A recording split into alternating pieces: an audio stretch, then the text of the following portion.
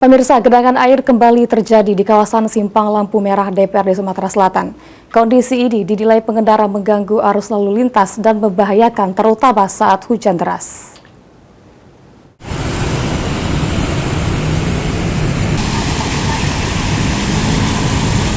Dari pantauan PAL TV pada Kamis 23 Oktober 2025, genangan air kembali terjadi di Simpang Lampu Merah DPRD Sumsel usai hujan deras mengguyur kota Palembang. Air tampak menutupi sebagian badan jalan, membuat kendaraan yang melintas harus mengurangi kecepatan.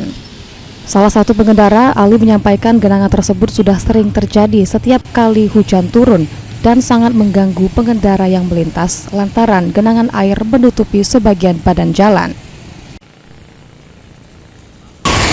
Kalau untuk jalan yang tergenang banjir itu sangat mengganggu terutama kami para pengendara karena dengan adanya kan jadi susah berjalan.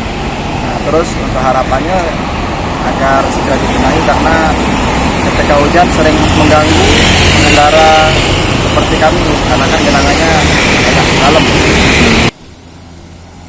Ali berharap pemerintah segera membenahi saluran drainase agar air tidak lagi menggenang di kawasan tersebut. Muhammad Aidil, PAL TV.